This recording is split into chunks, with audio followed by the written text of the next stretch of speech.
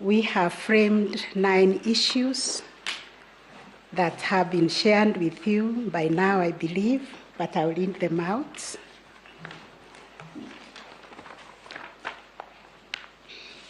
The first issue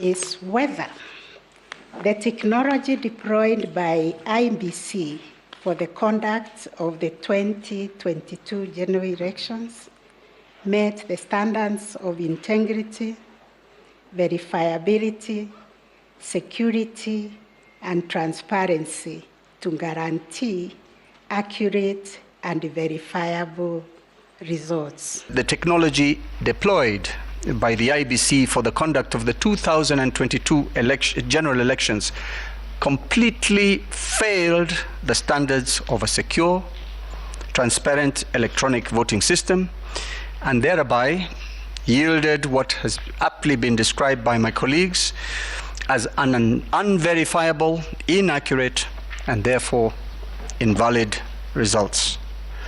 The technology deployed by the IEBC for the conduct of the 2022 general elections completely failed the standards of a secure, transparent electronic voting system, and thereby yielded what has aptly been described by my colleagues as an unverifiable, inaccurate, and therefore invalid results. Whether there was interference with the uploading and transmission of Forms 34A from the polling stations to the IEBC public portal. My ladies and my lords, this is the same KIMS kit transmitting or sending results, one from Mount Elgon, 1,000 kilometers away from Nyeri town. 2 hours later, how is that possible? When each KIMS kit was supposed to have, each polling station had its own unique KIMS kit, which was supposed to transmit from its own unique IP address. Because of time, I cannot demonstrate the thousands of forms that we have identified with the same issue. Whether there was a difference between Forms 34As uploaded on the IEBC public portal and Forms 34As received at the National Tallying Center and Forms 34As issued to the agents at the polling stations. In the 41 forms, what was observed is that the forms that the agents have and the forms in the portal are the same in all features. They have the same serial numbers. They are embossed using the same stamps. They're signed by the same agent, presiding and deputy presiding officers.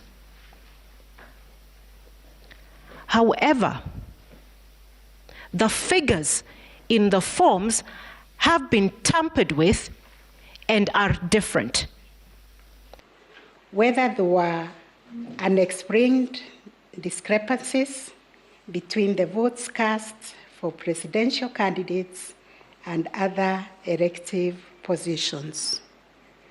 In 8 counties, there was a discrepancy between the votes cast for the president, votes cast for the governor, votes cast for the senator, and votes cast for the woman representative.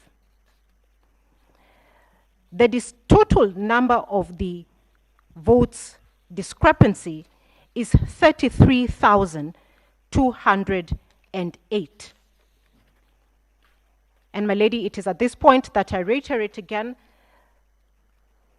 the slim margin between the result declared for the first respondent, which is 69,000 votes, to attain the 50% plus one threshold.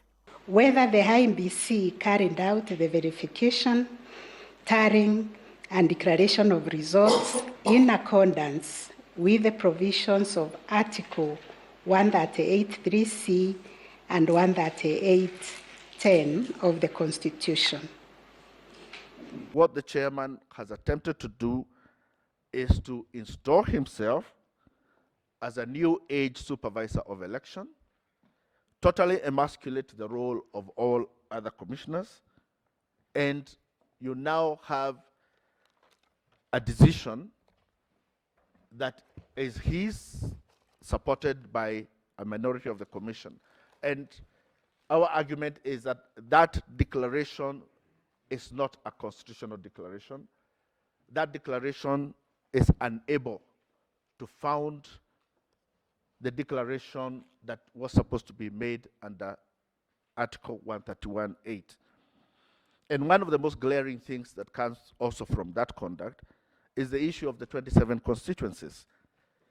And the ninth respondent knows the importance of that, because in paragraph 6 of his affidavit, he purports that those results were read.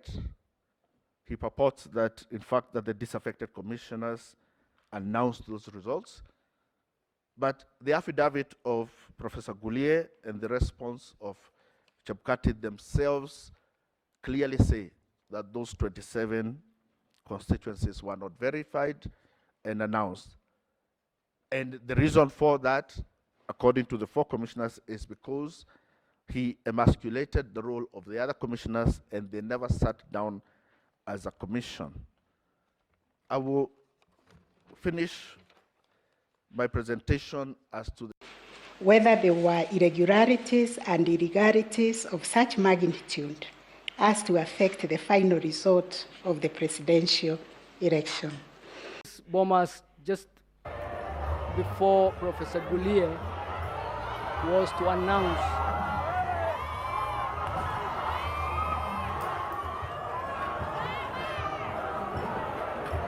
the evidence of John Mark Githongo. He has sworn two affidavits, one on the 21st of August 2022 and the other on the 28th of August 2022. In his affidavit, at paragraphs 2, 3, 8, 9, and 10, he talks about the illegal access into the system and manipulation of the presidential results, how it was orchestrated and implemented. At page 4, paragraph 12, he produces evidence of a video recording. Paragraph 8, page 8, paragraph 16, he witnesses how he saw this young person illegally and very easily access the IBC system, where he was able to see information including that of his name and other accredited observers at the IBC National Tallying Center, and pages 13 and 18 of certain screen grabs. In the affidavit dated 28th August 2022, page 2, paragraph 4, John Githongo clarifies what was given to him in the first affidavit, but more importantly, at page 2, paragraph 6, he produces the actual logs that were used to show access to the system. Whether the postponement of gubernatorial elections in Kakamega and Mombasa counties, parliamentary elections in Kitui Rural, Kacheriba, Rongai, and Pokot South constituencies, and electoral wards in Nyaki West in North Imenti constituency, and Kwanjenga in Embakasi South constituency, resulted in voter suppression to the detriment of the petitioners in petition number E005 of 2022. Postponement of elections by the Commission. Subsection 1. The Commission may, where a date has been appointed for holding an election, postpone the election in a constituency, county, or ward for such period as it may consider necessary, where A, there is reason to believe that a serious breach of peace is likely to occur if an election is held on that date. But Mr. Chebukati says that's not the reason. B, it is impossible to conduct the elections as a result of a natural disaster or other emergencies. He hasn't said it was because of the natural disaster or other emergencies. He doesn't say they were there. C, that there has been occurrence of an electoral malpractice of such a nature and gravity as to make it impossible for an election to proceed. A, B, C. None of these were applicable, but even if they were invoked, none of them were present in fact. But see what Mr. Chebukati had done. He had lied. He said that in Section 55B, it is provided that they may postpone if it is impossible to conduct the elections, full stop. And when we look at Regulation 67, it's identical with the same conditions. Once again, he is lying.